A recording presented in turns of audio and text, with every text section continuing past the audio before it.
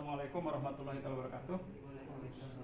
Kita mulai perkuliahan kita pada siang hari ini di pertemuan yang kedua, dan kita akan membahas tentang apa itu filsafat, kemudian apa itu agama, kemudian apa itu sains, dan apa itu seni, begitu ya. Nah, filsafat kita ketahui berakar dari kata philo dan sophia. Philo artinya cinta dan sophia itu artinya adalah kebijaksanaan. Jadi filsafat itu adalah cinta kebijaksanaan, dan ukuran kebenarannya adalah kemudian sejauh bisa dicapai dengan kebenaran rasional, gitu ya. Alat berpikirnya adalah rasionalitas kita, berpikir sehat, berpikir filsafat, begitu. Dan kemudian penanda dari awal terjadinya tradisi filsafat ini adalah dari sebuah pertanyaan Thales yang membedakan antara fase filsafat itu dengan fase-fase sebelumnya, fase mitis terutama, begitu ya.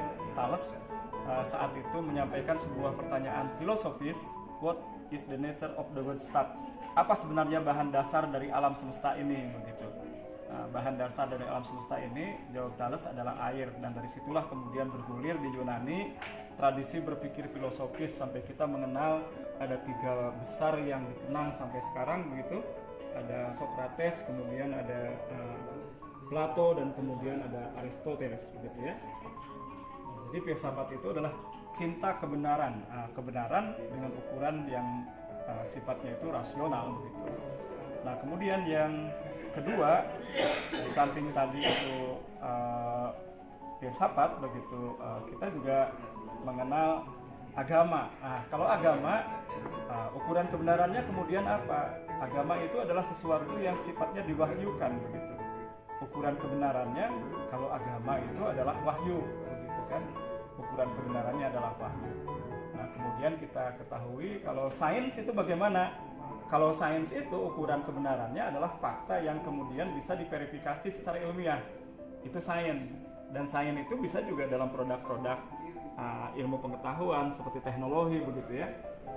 Jadi kalau udah ke wilayah sains, kita berbicara aspek yang konkret dari realitas, aspek yang istilahnya itu nyata kita hadapi, begitu ya.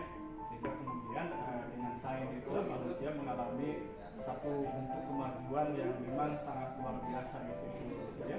Sehingga kita sekarang mendapatkan kemudahan-kemudahan dengan instrumen-instrumen hidup yang kita miliki.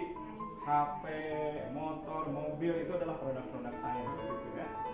Nah, kemudian yang terakhir itu apa? Itu seni. Nah, kalau seni itu terkait dengan apa? Seni itu terkait dengan rasa, gitu kan? Terkait dengan rasa, terkait dengan proses penciptaan, gitu. Penciptaan sesuatu. Tapi kadangkala seni itu susah, mungkin seperti cinta, gitu, susah dilogikakan, begitu ya. Susah dilogikakan, sehingga tetapi di dalam filsafat seni ini masuk pada salah satu rumpun, yaitu filsafat estetika, gitu kan, filsafat tentang keindahan. Nah, seni itu adalah berbicara keindahan, seperti misalnya ketika kita mendengarkan puisi, ketika kita mendengarkan musik, misalnya ketika kita menangkap bunyi-bunyi alam dengan perasaan kita, itu kemudian bisa menjadi inspirasi yang sifatnya estetik. Okay? Jadi apa itu persamaan-persamaannya di antara semua itu ya, yang mengalami kan manusia, gitu ya, yang mengalami manusia, bukan siapapun. Sebenarnya semuanya sih adalah pengembangan dari seperti sains pada awalnya kan dari filsafat, begitu ya. Sains awalnya dari filsafat. Karena apa? Karena sains itu kan pengembangan dari rasionalisme, kemudian ke empirisme logis, begitu ya. Sampai pada akhirnya lahir produk-produk sains seperti itu. Nah, kalau agama kaitannya dengan filsafat itu apa? Kalau agama kaitannya dengan filsafat itu, agama itu adalah sesuatu yang bersifat kewahyuan, tetapi dia bisa memiliki irisan dengan filsafat. Atau filsafat bisa berbicara tentang agama, makanya ada filsafat agama, gitu kan. Bagaimana misalnya kaitannya dengan seni, gitu. Seni tentu memiliki sesuatu yang dalam makna tersangkut dengan aspek keindahan. Oke, sampai di sini ada pertanyaan, silakan.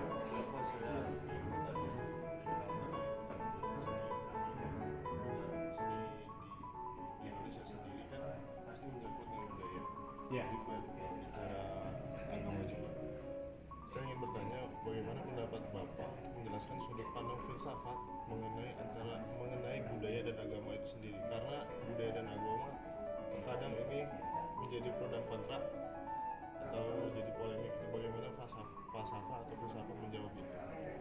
Ya, bagaimana filsafat menjawab pro dan kontra masalah budaya dengan agama gitu ya. Tidak bisa kemudian setiap permasalahan agama itu difilsafatkan. Karena apa? Karena di dalam filsafat itu ada aspek-aspek yang bukan irasional sebenarnya, mampu kita maknai secara rasional, tetapi kadangkala logika kita terlalu sederhana untuk bisa memahami fenomena agama gitu. Makanya agama itu kan di dalam filsafat agama, misalnya tentang keberadaan Tuhan kan dibahas gitu ya di dalam filsafat agama. Dan itu ada pembahasannya yang khusus, ada dalil-dalilnya gitu, dari mulai dalil ontologis, teleologis begitu ya, dan lain sebagainya. Nah, bagaimana kemudian filsafat agama ini melihat apa itu tadi? Melihat agama dan budaya begitu ya. Budaya itu kan produk berpikir manusia. Produk berpikir manusia.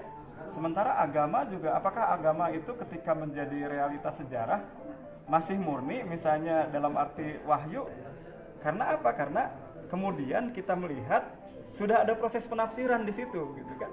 Kalau berbicara proses penafsiran itu artinya sudah berada dalam jangkauan rasionalitas manusia juga gitu. Tapi tentu ada prasyarat di situ. Orang tidak sembarangan untuk memberi tafsir gitu ya. Apakah tafsir itu tafsir dari mulai yang burhani sampai irfani begitu.